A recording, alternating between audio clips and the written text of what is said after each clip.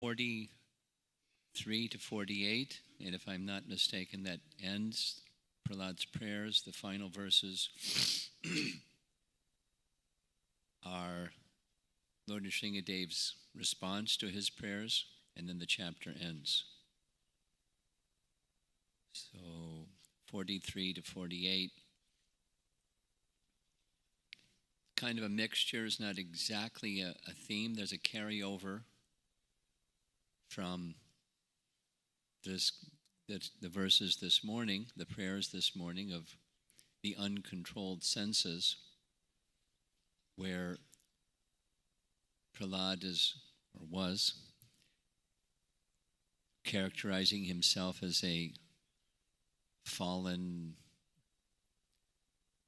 filled with material desire, uncontrolled mind, uncontrolled senses, personality, praying to the Lord to help him become a self-controlled person. And now he's going to speak of, again, this broad spectrum of materialistic civilization, a phrase that Prabhupada cited many times, Maya Sukhaya. He would just say that phrase and it would carry the whole import of the theme, Maya Sukha, the civilization of false happiness. Maya Sukhaya civilization. That's not civilization, it's animal life. A life of delusion. Again, this is summary, so we will hear again his prayer for the well-being, upliftment, salvation, relief of all living entities. Again, we'll hear for the third time some statement about the non-difference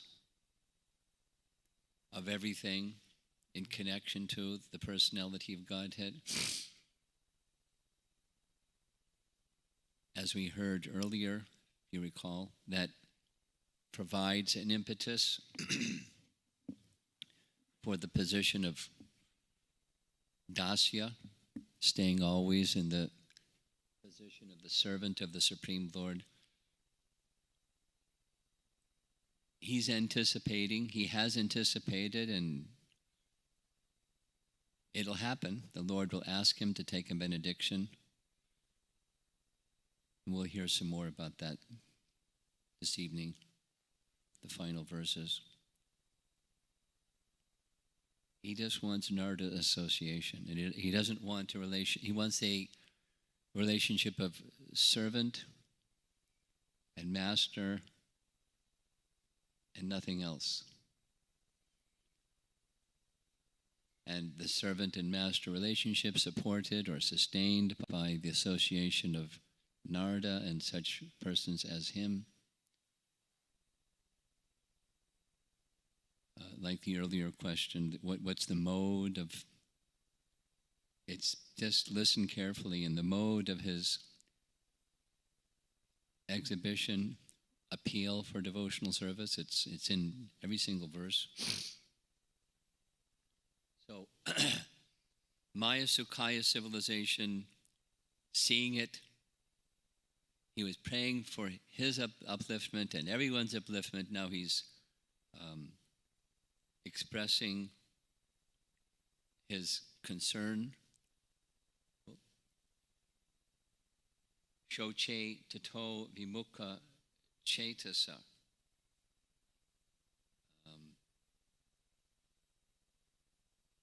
He's simply concerned with love for the Maya Sukhaya civilization folks, which he considers himself to be one of. And he's appealing for mercy upon himself and everyone, this whole civilization.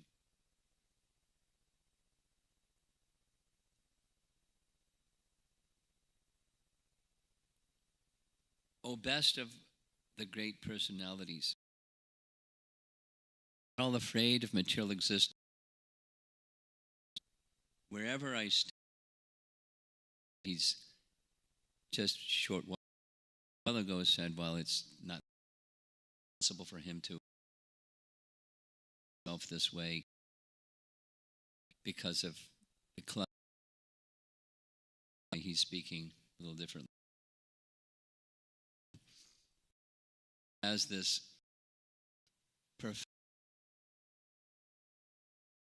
smarana. Smarana is one of the 9 stages of bhakti.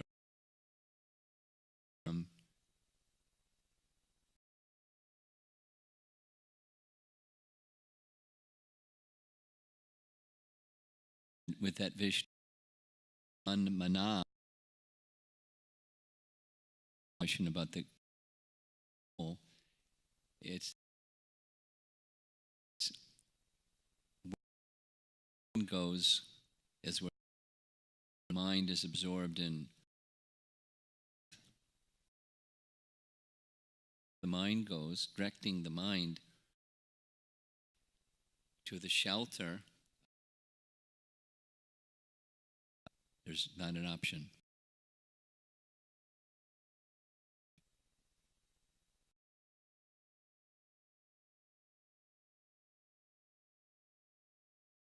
Mike,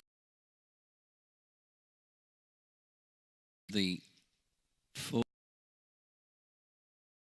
and rascals is the harsh language. How do you have a position of lacking control of the mind and senses, or indulgence of the mind and senses in forbidden activity? That's doing that is the fool and rascal position. Or making elaborate plans for material happiness and maintaining their families, societies, and countries. I'm simply concerned with love for them. He's a transcendentalist that understands the false promise of happiness. So thus Maya Sukha, false happiness in who we're not. The illusory conception of self is happiness. Because false happiness, pursuit of false happiness, the self is lost. And the relationship with Krishna is lost, and the real happiness is lost. So for him, it's very sad. So he has this sadness, shoche. Here's the position of one who has not taken shelter of Krishna, described in the purport. One is under the full control of the external energy conducted by the 3 modes of material nature. That's the position. Not like, hey, I've got a great idea. What's that? I'd like to be controlled by the 3 modes of nature. Okay, thank you. But that's what happens. You turn away from Krishna and we're controlled, or we're controlled by the internal energy or the external energy. That's us. We're marginal energy. So one who doesn't take shelter has the external energy. And in that external energy position, Vimudha, in the verse spoken by Prahlada, throughout the entire world, everyone is making big plans to adjust the miseries of the material world. And this is true at present, in the past, and in the future. Nevertheless, although they make elaborate political, social, and cultural plans, they have been described herein as vimudha. Strong language. Fool, rascal.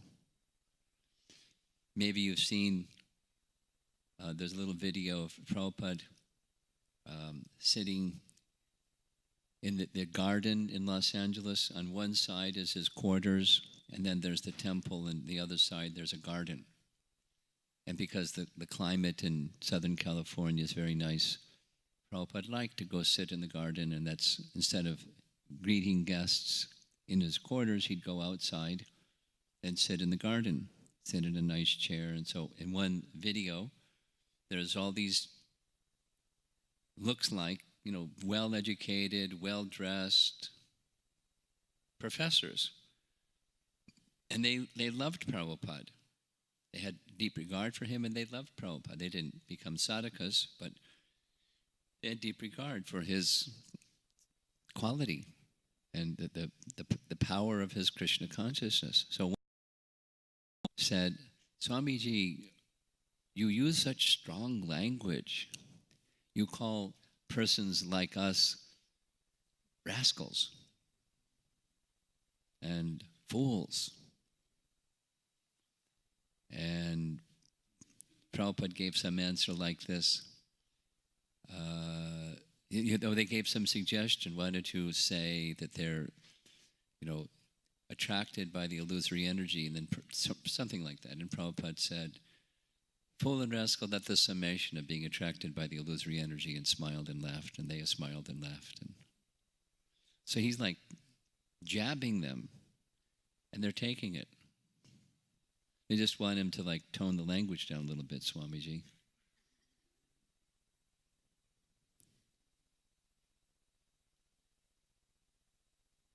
But in his books, and even in one-to-one conversations with such people who in this world are highly regarded, and they like being highly regarded, and Prabhupada is speaking of them as fools and rascals.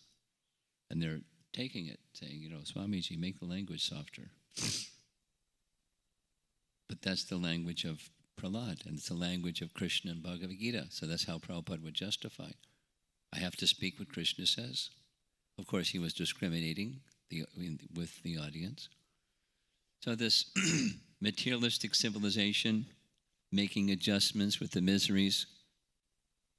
Prabhupada speaks of striving to make this unnatural habitat our personal home. That's not very smart. And the result is we forget who we really are and what our natural position is, trying to make a place that's uncomfortable comfortable. And that's this Maya Sukhaya Bharam civilization. And in Bhagavad Gita, the same message is presented. This world is dukkha, it's full of miseries, and ashashvatam, it's impermanent, it's temporary. We heard Purusham Shashvatam Divyam, remember? 10th chapter Bhagavad Gita, Prabhupada made reference that Arjuna said, Purusham Shashvatam Divyam. So the ashashvatam is Dukkalayam ashashvatam, it's temporary, and there's the, passage of time, it's all tornado or just time. It's time. Destroyed with time. That's the non-devoted happiness turns into distress. The devoted guy speaking about, I'm happy wherever I am by staying absorbed in thoughts of your glories.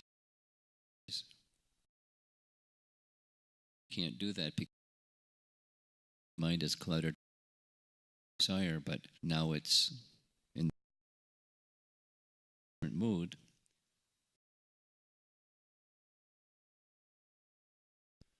Yes.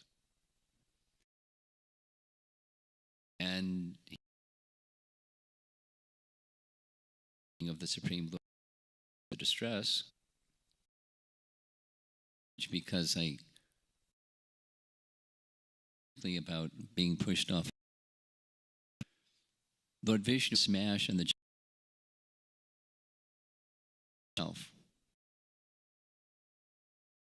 This is Vishwanath. Is he going to remember me? Is he going to cry? But he didn't any of those things. And then last minute, Lord Vishnu appeared and caught him. So he was protected and safe. But Prahlad knows the Lord will always protect me. And not like, because he'll always protect me, I'll never die. I'll never get old. I'll never get diseases. And I'll never be born again. In the case of Prahlad, he's praying to take me to you. But he's already there in his Krishna consciousness. He's with the personality of Godhead. Again, by this Vishnu Smarana, constant remembrance. That's the position of the devotee. So again, as I said, there's a kind of a mix of messages, not exactly a theme, summarizing all of his prayers in these concluding prayers. So this next one, text 44, he's speaking strongly against those that want their own. It's connected to wanting the well-being and deliverance of everyone. But he's speaking against those that are simply seeking for their own welfare in saintly life. There's the Sanskrit of the verse. There's Vimuksha eko na. So we know moksha, vimimuksha, created alone, na.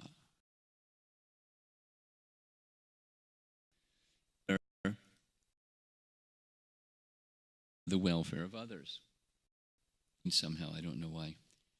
Translation. My dear Lord Nrsingadev, I see that there are many saintly persons indeed, but they're interested only in their own deliverance, not caring for the big cities and towns. They go to the Himalayas or the forest to meditate with vows of silence, Monavrata. They are not interested in delivering others. As for me,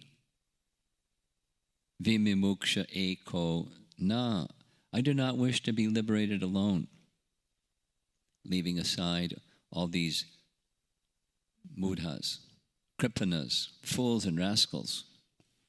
That's harsh talk, but it's speaking of their mental disposition, not who they are. They're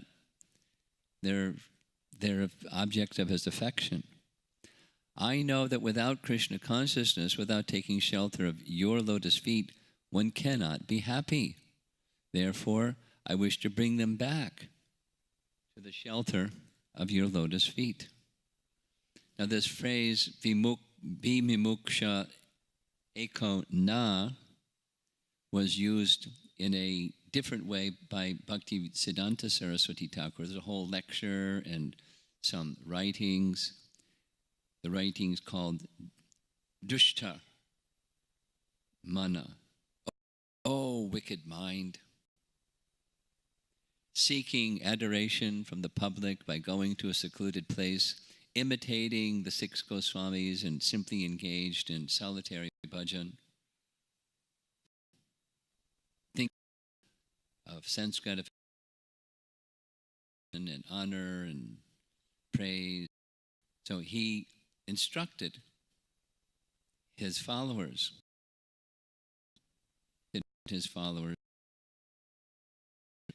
go where the public engage in. That father did. That's, of course, there was a period in Thakur's life where, most of you know,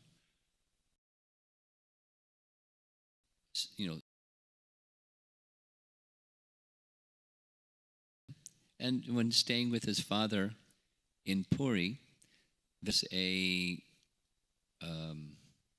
Babaji, without mentioning his name, and the Babaji was deviating.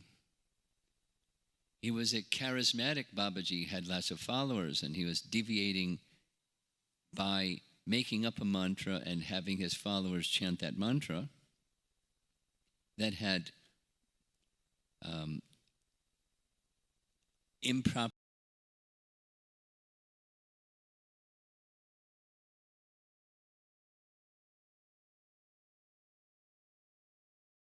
rasa within the mantra, conflict of rasa. But he was propagating it instead of calling himself a follower of Mahaprabhu, not taking the Maha Mantra which Mahaprabhu propagated.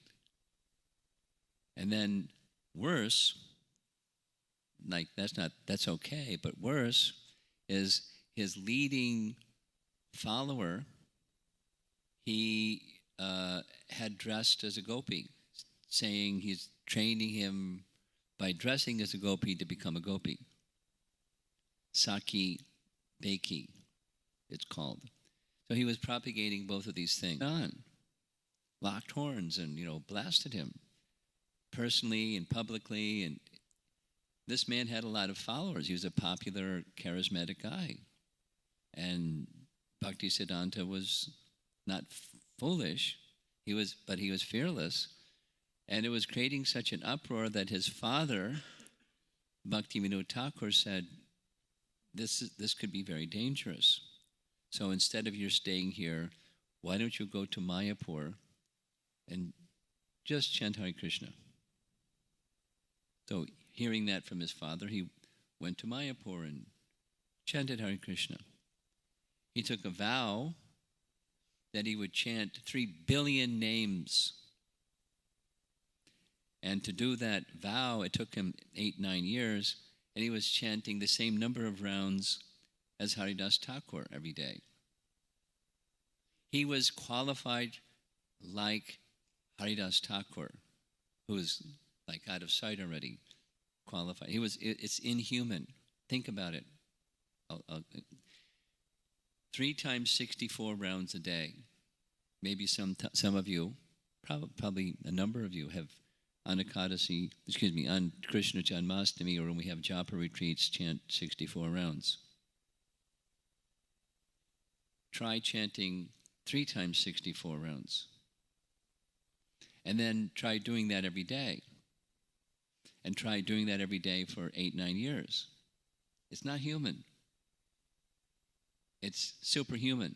He's Superman or Super Bhakta. I mean, even doing the math, besides the mind. A standard duration of 16 rounds, it can be more, it can be less, some more, but 2 hours for 16 rounds.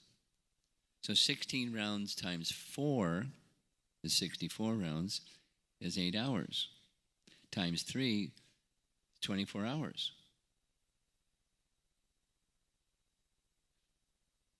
He obviously, to do this, he had to chant swifter than 2 hours for 16 rounds. And then to do it so how did he do it? He was superhuman. And after doing that, this 3 billion names, he, under the order of his spiritual master and his father, he accepted sannyas, left that qualified Babaji position, Babaji meaning beyond the varnas and ashrams, and he entered into the ashram status of a sannyasi in order to preach. And he dedicated the rest of his life for that purpose under the order of his spiritual master and his father to do so. Both of them ordered him.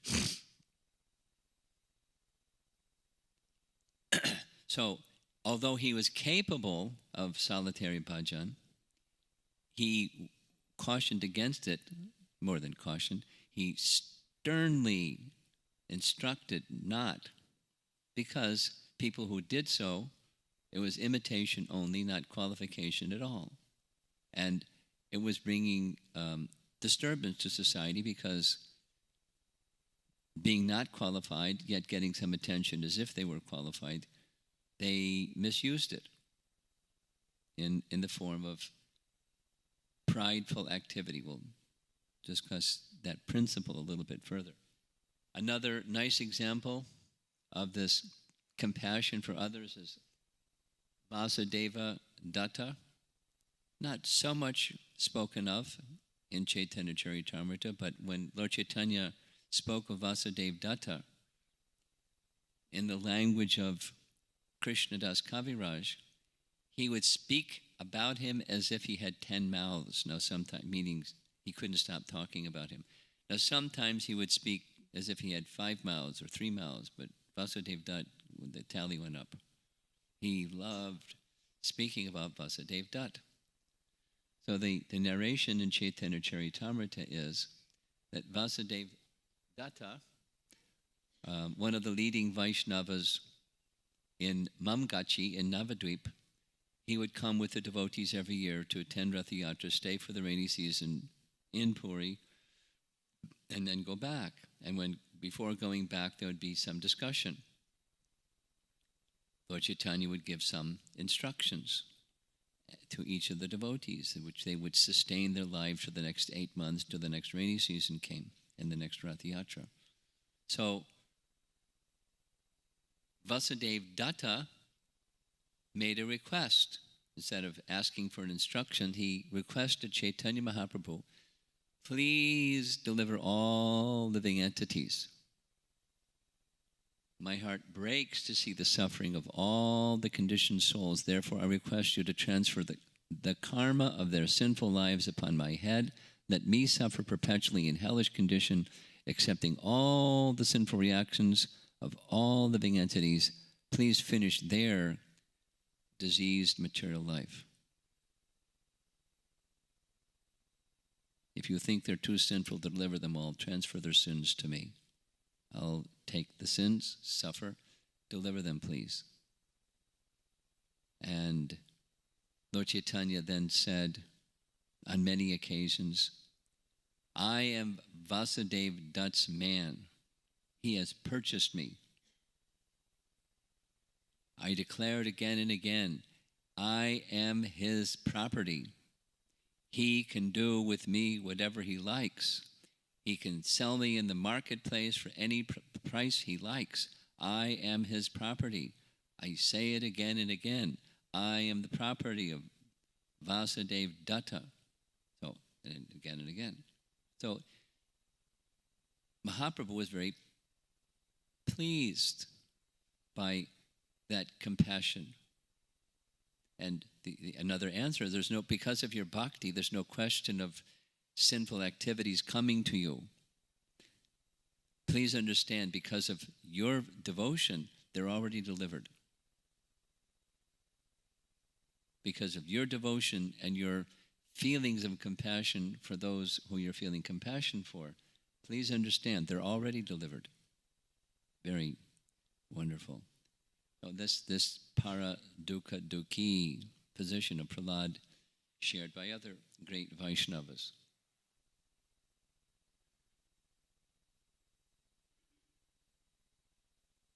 This position of the devotee, taking shelter of these mysterious lotus feet of the Lord and being in the mood of being the servant and the servant of the servant, many times removed servant.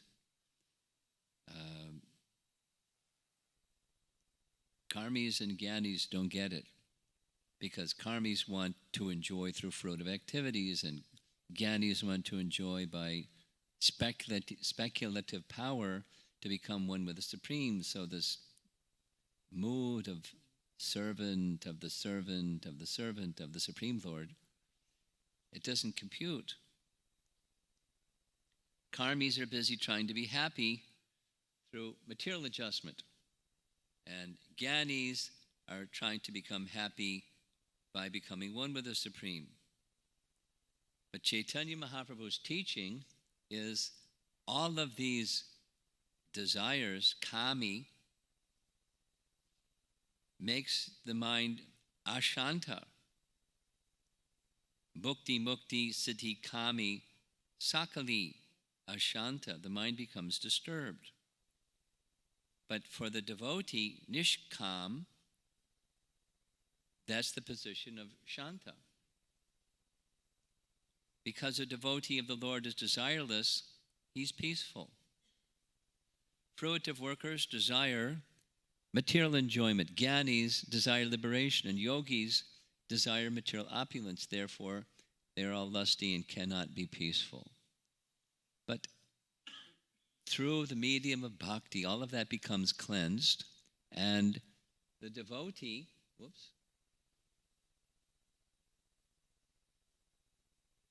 the devotee, in course of time, loses such interest.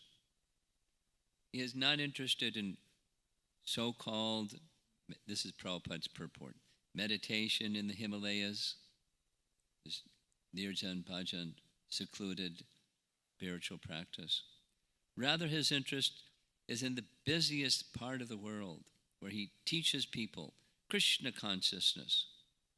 The Krishna consciousness movement was started for this purpose. This is Prabhupada violating what smarta followers of the varnashram system say, that a sannyasi shouldn't cross the ocean. Why? Because on the other side of the ocean, there's polluted people. You associate with polluted people, you become polluted, so don't cross the ocean. It's just like a forbidden thing. Now, he not only crossed the ocean, but he traveled around the world so many times, and associating, as we see, like he's one of us, standing in line to board an airplane. But Prabhupada wasn't interested in nirjan bhajan. He certainly, he will see in a moment, he encouraged establishing farm communities, but farm communities to give an example of people that wanted out of the bustling cities and simple living, high thinking. Here's Prabhupada's statement. Standing in line at an airport. I am not after respectful compliments by the public, but I am concerned more about my disciples. I want to see them quite able to preach this sublime doctrine of Krishna consciousness, and therefore I wish to stay. Otherwise, I'm not attracted for any place,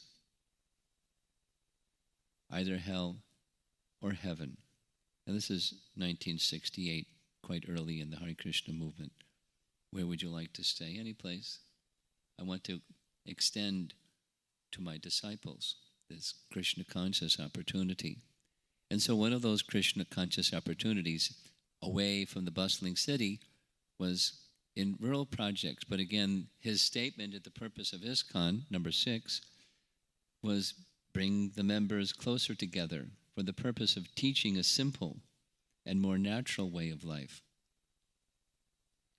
Compassion in the city, compassion in the country, a life of compassion for living entities, and in particular, those who wanted to learn the way of spiritual life. Now, the next 2 verses, he's continuing, and I guess we'll call it a wrap-up on the uncontrolled senses message that we heard earlier.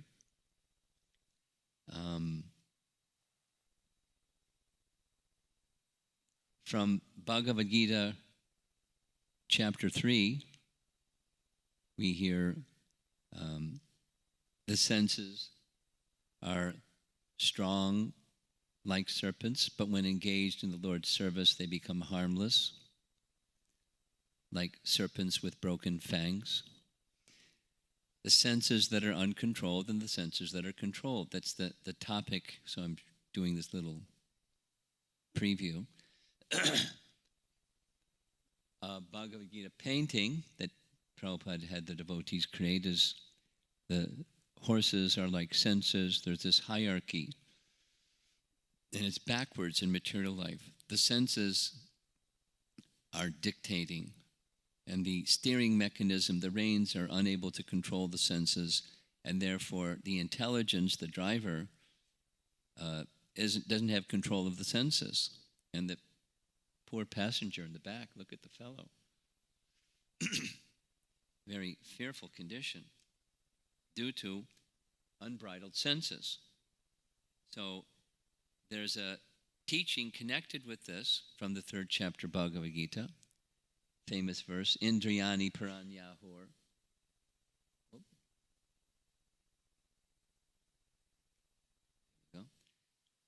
Indriyebhya Parak Manaha.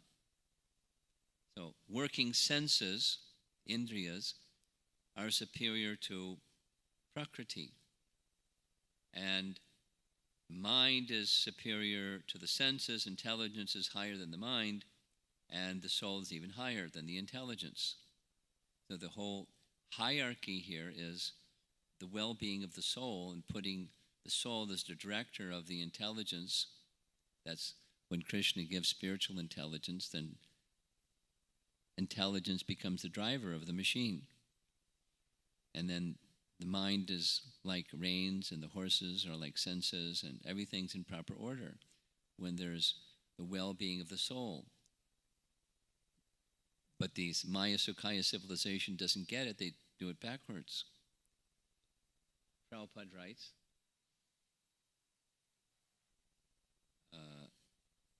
this is now reference from the purport. Thus, knowing oneself to be transcendental to the material mind, senses, and intelligence, O mighty Arjuna, one should steady the mind by deliberate spiritual intelligence, Krishna consciousness, and thus by spiritual strength conquer this insatiable enemy known as lust. So Prabhupada makes reference to this in the purport, therefore I am also. If the mind is unbridled, senses cannot be controlled. And so there's a remedy, and here's the remedy. Striving by right means. This upaya, Krishna says in Bhagavad Gita. For one whose mind is unbridled, self-realization is difficult work. It's a different chapter than chapter 3. But he whose mind is controlled and who strives by right means, appropriate means, is assured of success.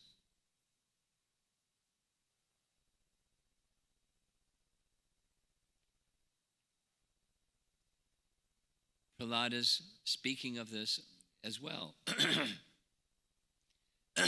The materialistic civilization gets it backwards. And the materialistic civilization is where sukha is maituna. It's sex enjoyment. So Prahlada says, little boy, sex life is compared to the rubbing of 2 hands to relieve an itch. Grihamedis, so-called grihastas who have no spiritual knowledge, think that this itching is the greatest platform of happiness, although actually it is a source of distress. The kripanas, or fools, who are just the opposite of brahmanas, are not satisfied by repeated sensuous enjoyment. Those who are dhira, however, who are sober and who tolerate this itching, are not subjected to the sufferings of fools and rascals. I mean, he's giving us nice instructions about the regulations of life, and even if the mind wants to go there because the desire is wanting the mind to go there, Prahlada's advocating, like if there's an itch, you don't scratch it. And if you scratch it, it doesn't make it better, it makes it worse. Prabhupada's purport. Materialists think that sexual indulgence is the greatest happiness in this material world, and therefore they make elaborate plans to satisfy their senses, especially the genitals. This is generally found everywhere, and specifically found in the Western world, but it's expanding, where there are regular arrangements to satisfy sex life in different ways. Actually, however, this has not made anyone happy, although it's promoted that way. To enjoy sex life is to suck one's own blood meaning sex is the result of transformation of blood in the form of semen of man, and they're sucking their own blood. And there is not much more to be explained in this connection. The camel also sucks its own blood while chewing thorny twigs. The thorns the camel eats cut the tongue of the camel, and so blood begins to flow within the camel's mouth.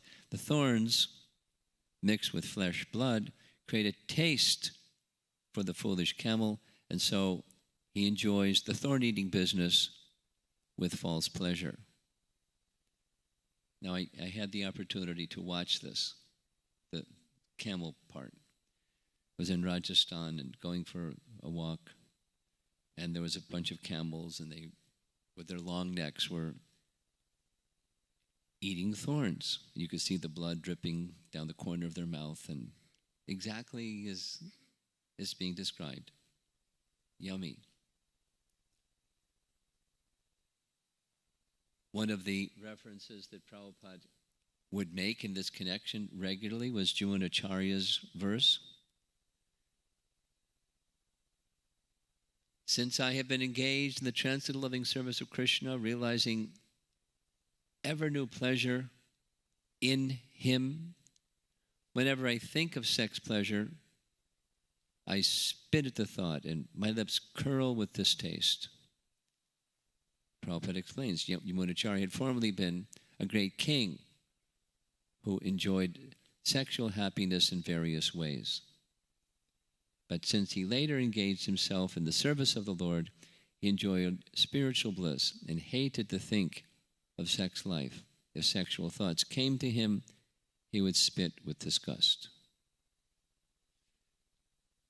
So now, fanatical brahmacharis may go around spitting, and it's not advised that advanced devotees do that. It's to give us indication of the wariness of the allure of that as a source of pleasure and happiness in material life. So, text 46. We're almost completed. O Supreme Personality of Godhead, this is technical, there are 10 prescribed methods on the path to liberation. Monavrata. To observe vows, to amass all kinds of Vedic knowledge, to undergo austerities, to study the Vedas, to execute the duties of Varnashram, to explain the Shastras, to stay in a solitary place, to chant mantras silently, and to be absorbed in trance. These different methods for liberation are generally only a professional practice and a means of livelihood for those who have not conquered their senses. Because such persons are falsely proud, these procedures may not be successful. Interesting. This is Prahlada Maharaj, and in his own way, Srila Prabhupada would make reference, not specifically to this list of 10, but those who are not qualified to control their senses, having a make show of controlling their senses for attracting followers and profit, adoration, distinction, instead of the real purpose of liberation. And we've heard 6 times already, the real liberation is not just neutrality towards spiritual contact, but the positive activities of the soul in his spiritual form in relation to the Supreme Soul. These other processes are inadequate.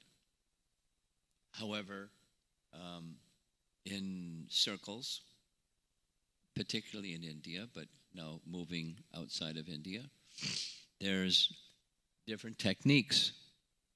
Not exactly this one, but more like this one, and observance of rituals.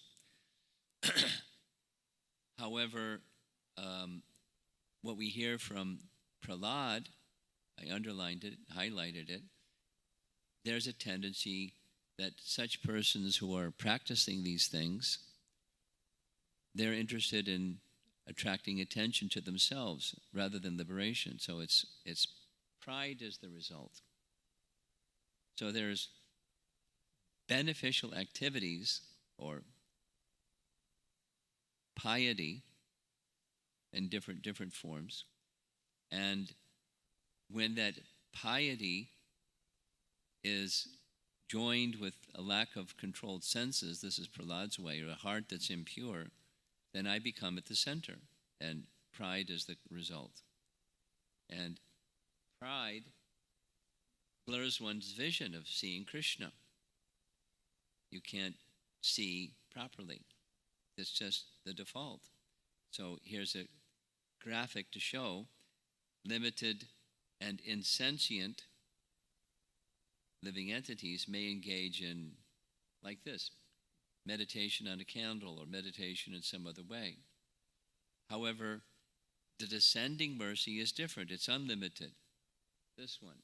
And the devotee that's engaged in chanting, they're not just doing the behavior of chanting, they're calling for mercy from the Supreme Lord in the form of his name, and or in the deity form, and or in the scriptural sound vibration, Bhagavatam, Bhagavad Gita form, calling for descending mercy. And that descending mercy is unlimited.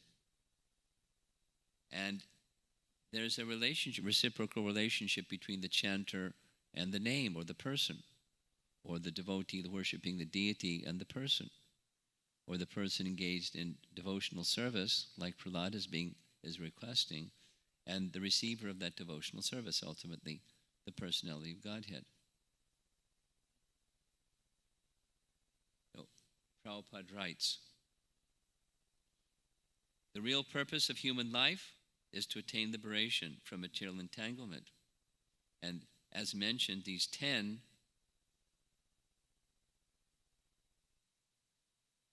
if the senses are not controlled, it simply makes one proud, and one isn't going to be successful towards the end of liberation. Rather, only a rare person who has adopted complete, unalloyed devotional service to Krishna can uproot the weeds of sinful actions, cleanse the mind, with no possibility that they will revive. There's different activities of austerity. This is Saurabhi Muni, this is Pranyakashipu, and so forth. And engaging in austerities that parch the elements of the body, according to Bhagavad Gita, that's austerity in the mode of ignorance, and that's not going to lead one to elevation, to transcendence or liberation.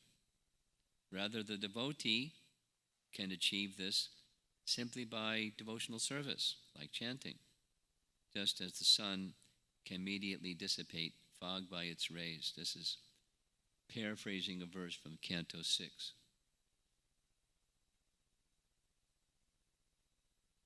I'm trying to finish up quickly so that you don't lose your patience or fall asleep or something.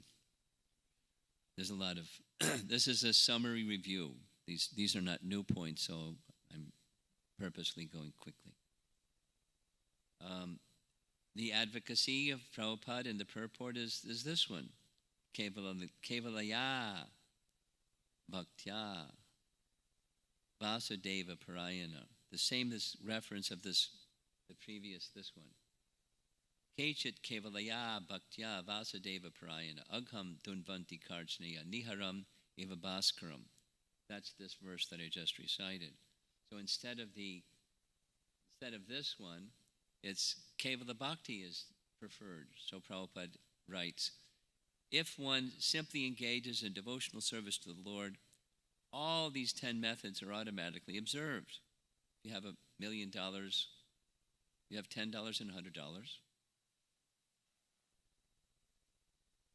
That's an easy one to understand. So if you have that which is the conclusion of all these other things, then you have with the other things, the benefits that can be bestowed by them.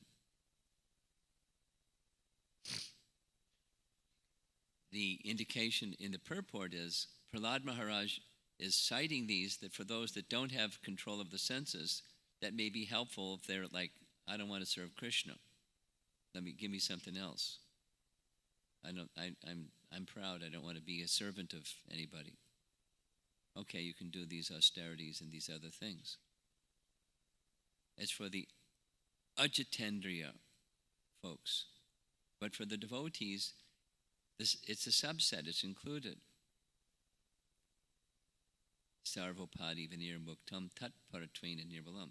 Devotional service enables one, by the very nature of devotional service, you extend your senses where it's for Krishna's service, and you don't extend your senses where it's not for Krishna's service.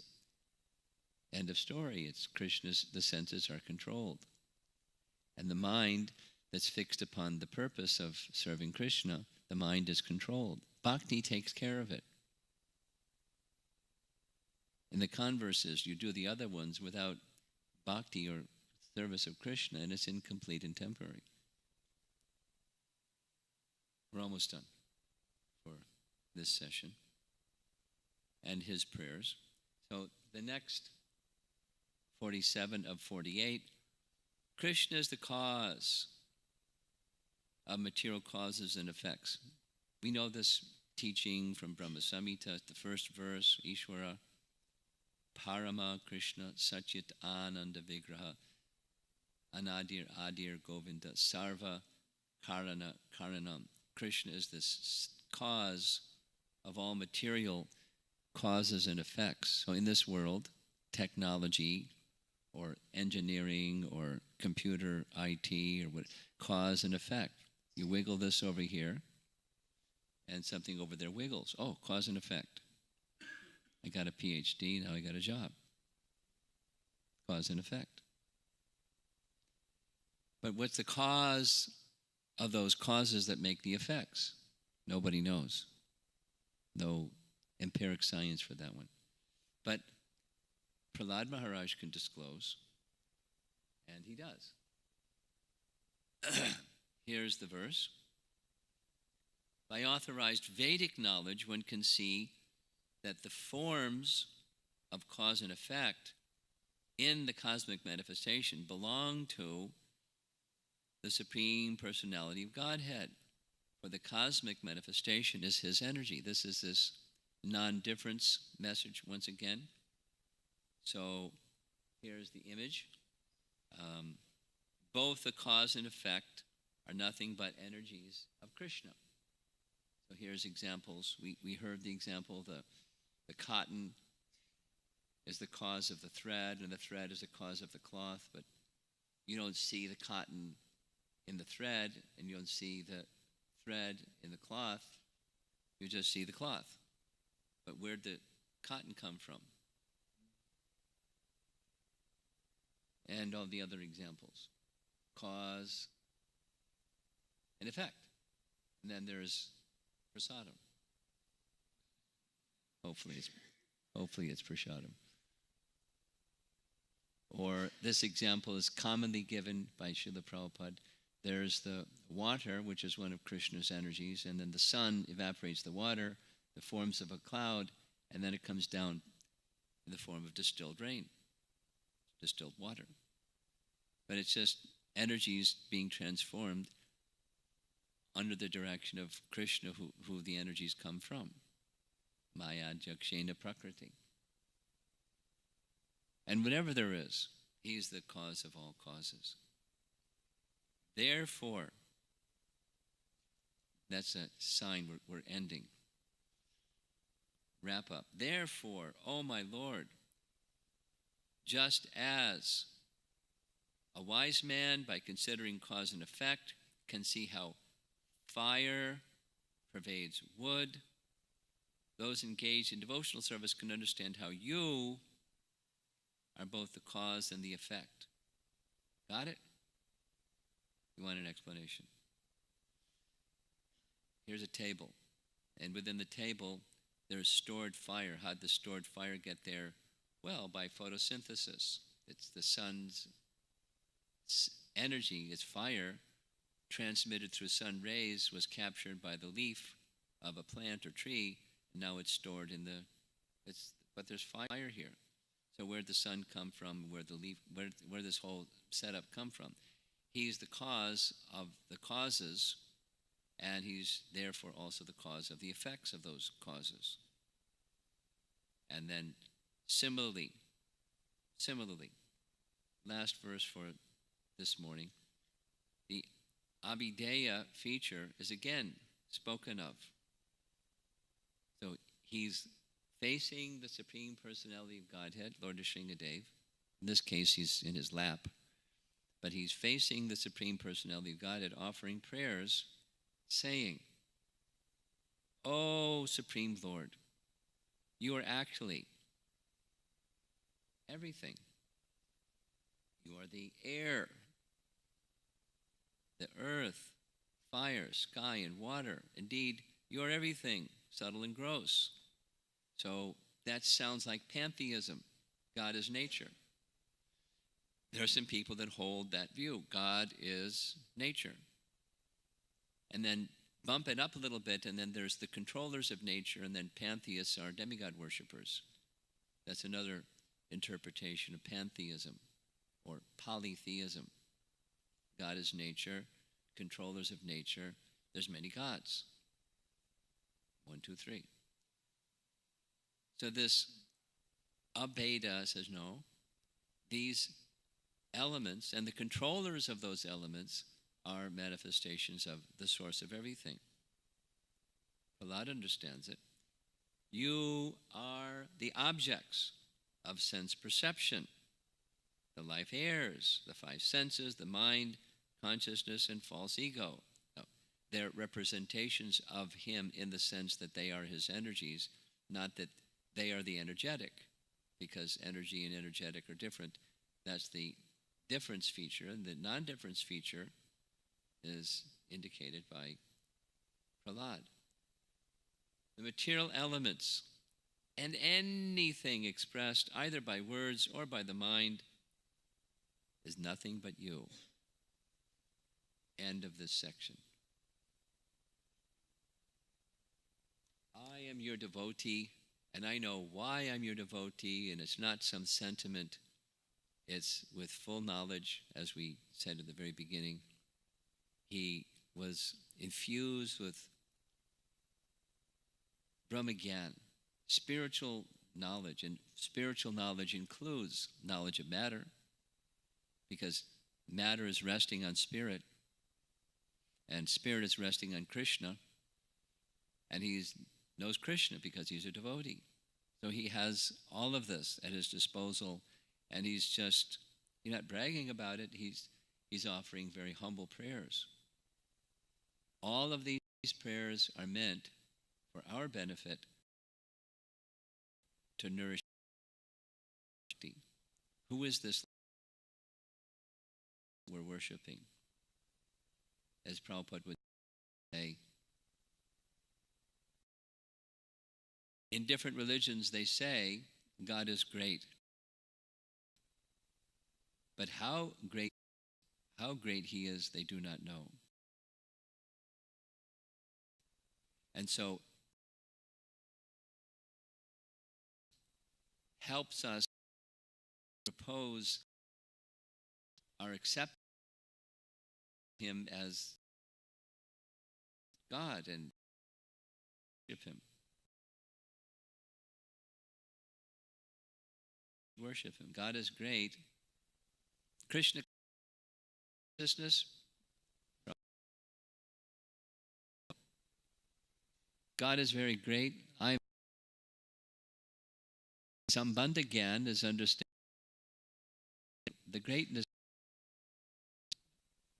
and the connection of all things with him.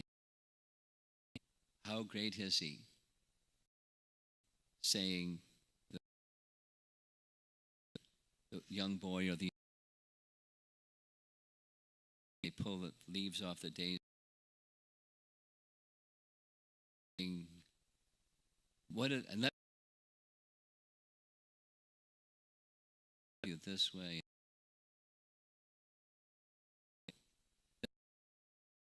Prahlada is doing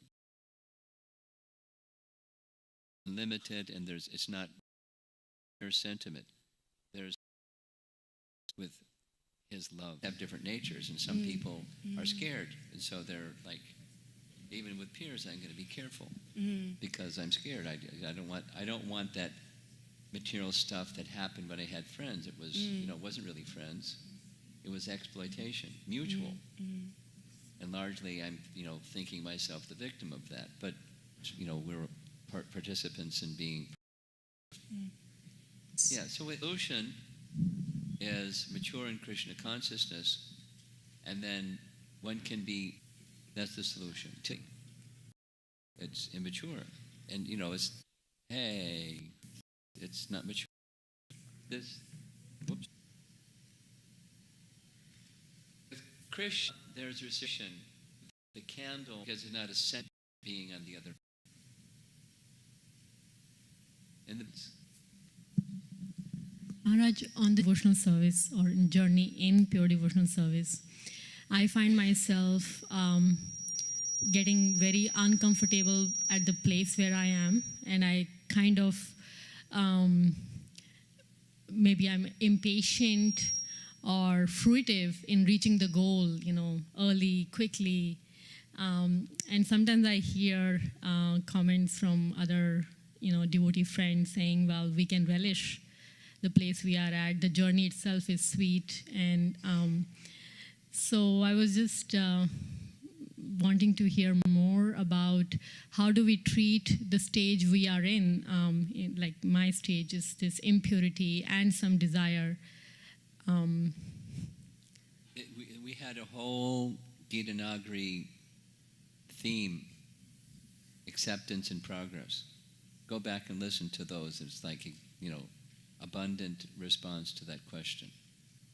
But self-honesty is a starting point, not, the low self-esteem beratement thing, and not the inflated perception of where I am, but just an honest, that's an exercise in itself, getting an honest assessment. We heard some questions about how do we do that honest assessment part, but that's required. Be honest with what our position is and consider progress. It's a doable step up with the resources, with my degree of conditioning, different steps. Listen to, that's discussion. Different speakers, different perspectives on that theme. Guru Maharaj, my question is from yesterday's class about the point of this Achintya Bheda Bheda Tattva, and this point about the cause and effect that Prahlada is speaking about. So my understanding is that this point about surrender to Krishna, that exclusive surrender is all-inclusive.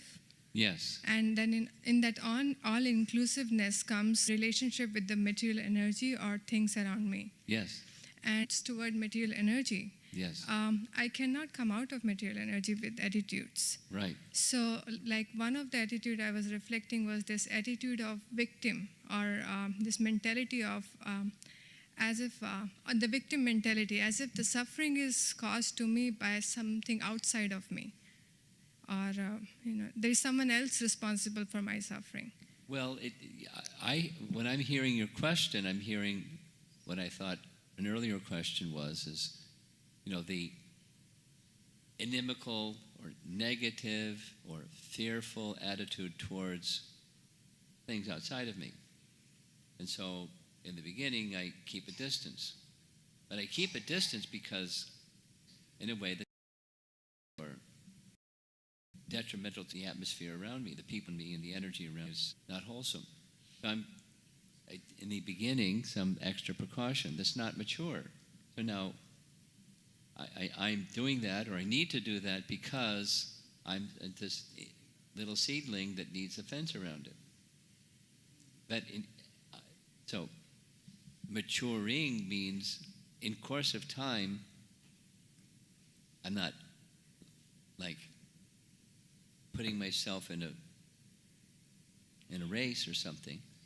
But I know that the time will come where those same precautions are not needed, where I can be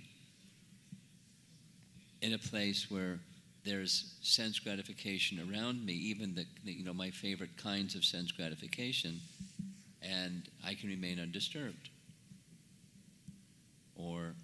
praise, and I can remain undisturbed, or dishonor, and I can remain undisturbed.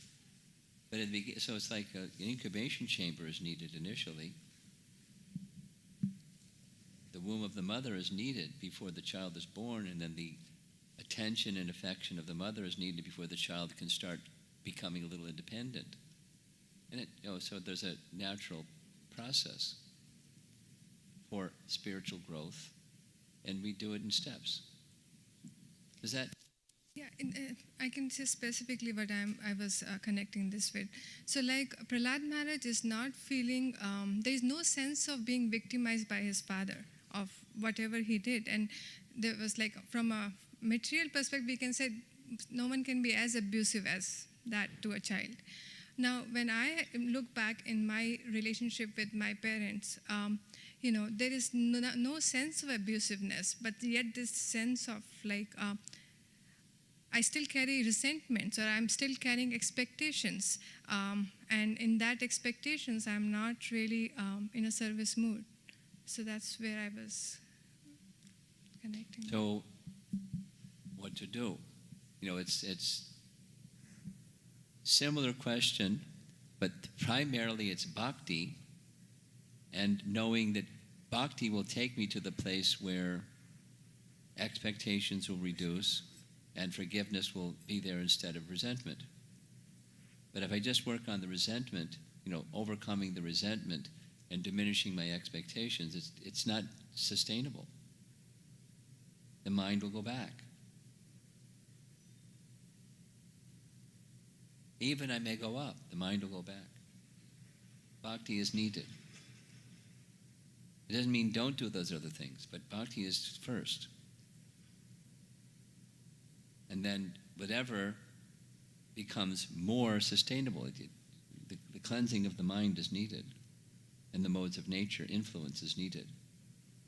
Otherwise, it'll go back. And and then not only in this lifetime, but then another lifetime, and then another. It just keeps going. So we need a solution. The problem is we're controlled by the material nature, and then even the configuration may change. We're still controlled by material nature. Come over that problem, and here comes another one. Because the problem is involvement with material nature in the mood of being the enjoyer of it instead of being the servant of Krishna, who's the enjoyer of it. And we have the right attitude toward Krishna, the alignment of the material energy is more conducive. Even there may be, ill fortune, at least apparently.